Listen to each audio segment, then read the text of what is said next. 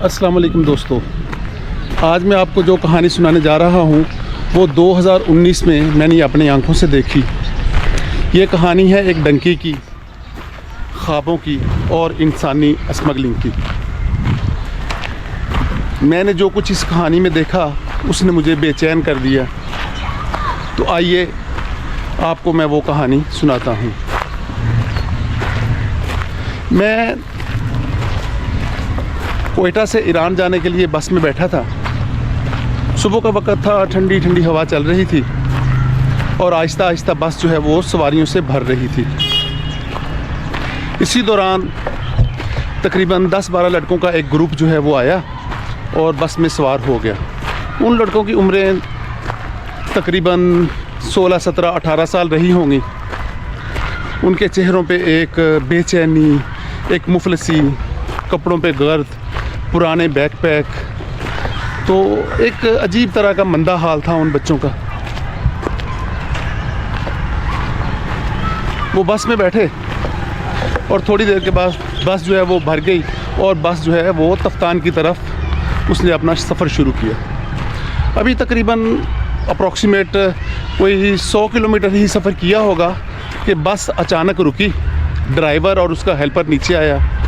उसने उन लड़कों को बड़ी बेदर्दी से, बड़ी बेरहमी से आवाज़ दी कि नीचे आओ। वो बच्चे जो हैं वो नीचे उतरे।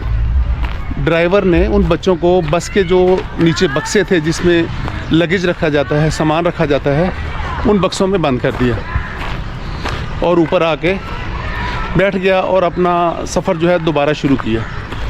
वो तकरीबन कोई 25-30 किलोमीटर गया होगा कि एक नाके के ऊपर पुलिस ने उस बस को रोका। वो ड्राइवर नीचे गया, उसने पुलिस वाले से कोई बात की, मुमकिन है कोई अंडरहैंड डील की हो। उन पुलिस वालों ने उस बस के गिर्द जो है वो चक्कर लगाया, उसको चेक किया, कुछ सामान को चेक किया, जो बक्से थे उनको ठोक बचा के चेक किया। तो थोड़ी देर के बाद उन्होंने बस के ड्राइवर को बस को ले जाने का इशारा कर दिया। अच्छा, वो बस जो है वो ड्राइवर लेके आगे चला गया।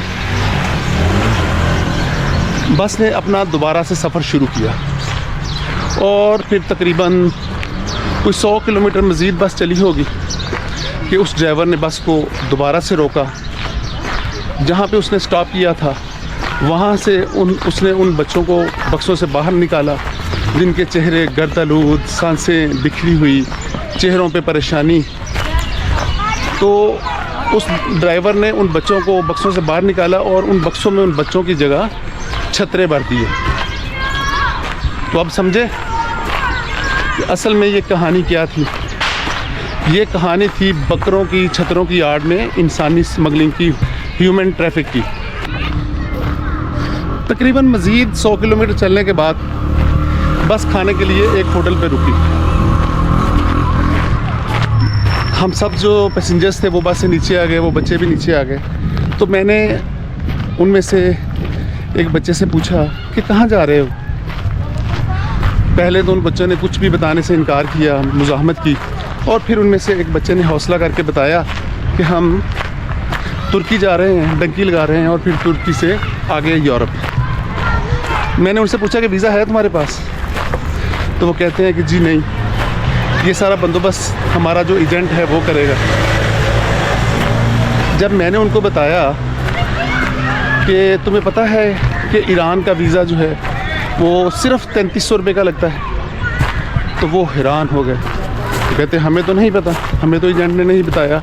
और एजेंट उनको जो है वो पाकिस्तान से ही खज्जल ख्वार करके वो लेके जा रहा था। अच्छा, तो मैंने उनसे पूछा कि यार आप कौन से इलाके से हो? तो उनमें से एक लड़के ने बताया कि हम सब जो हैं ये गुजरांवाला से हैं और हमारे सब के देहात जो हैं वो गुजरांवाला के इर्द गिर्द हैं। जब मैंने उन बच्चों से मज़ीद पूछा तो मैं कांप के रह गया। उनमें से कुछ बच्चों के वालिदैन ने 15-15 लाख रुपए दिए थे एजेंट को अपने बच्चों को यूनान लेके जाने के लिए, और कुछ वालिदैन ने अपने माल मवेशी बेचे थे। कुछ लोगों ने अपने घर गिरवी रखे थे अपने बच्चों के बेहतर मुस्तकबिल के लिए।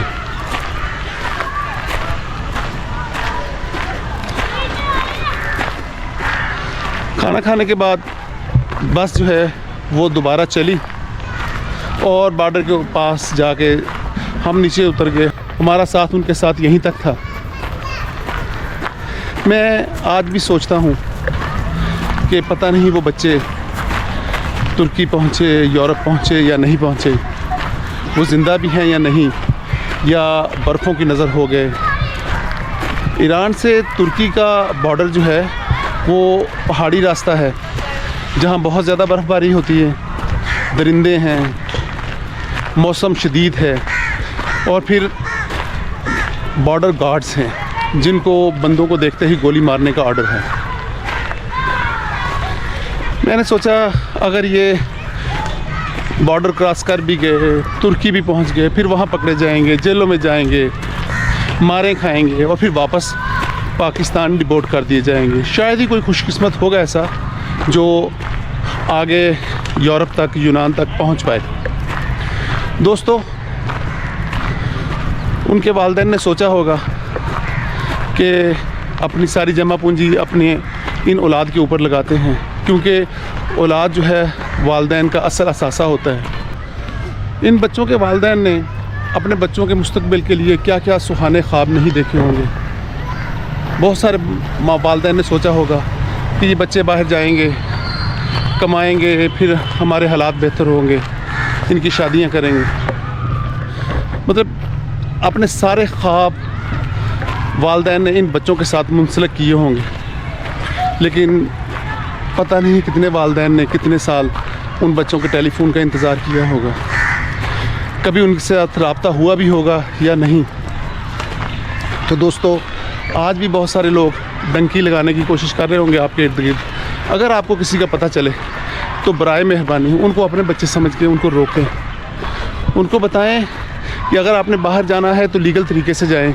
जितने पैसे दे के आप डंकी लगाते हैं उतने पैसों में वैसे भी बंदा बाहर चला जाता है। प्रॉपर अपनी डॉक्यूमेंटेशन करें। हर मुल्क का सफारत खाना दूसरे मुल्क में इसीलिए खोला जाता है ताकि वो लोगों को वीज़े दे, लेकिन इसके लिए सिर्फ ज़रूरी ये है कि आप उन मुल्कों की जो रिक्वायरमेंट है उसके मुताबिक अपने डॉक्यूमेंट्स तैयार करें और अपने वीज़े लें उन मुल्कों से और फिर लीगल तरीके से उन मुल्कों में जाएं। तो दोस्तों, आपकी ज़िंदगी सबसे अहम है, आपका मुस्तकबिल सबसे अहम है। अपनी ज़िंदगी की, अपने मुस्तकबिल की हिफाजत कीजिए। दोस्तों, ये थी आज की कहानी। उम्मीद है आपको ये कहानी अच्छी लगी होगी। अगर आपने इस कहानी को पसंद किया है तो अपने इस चैनल को लाइक कीजिए, शेयर कीजिए, सब्सक्राइब कीजिए, ताकि इस चैनल के ऊपर लोड होने वाली कोई भी कहानी जो आपको फ़ायदा दे वो आप तक इन टाइम पहुंच सके। इजाज़त दीजिए। अल्लाह हाफिज़।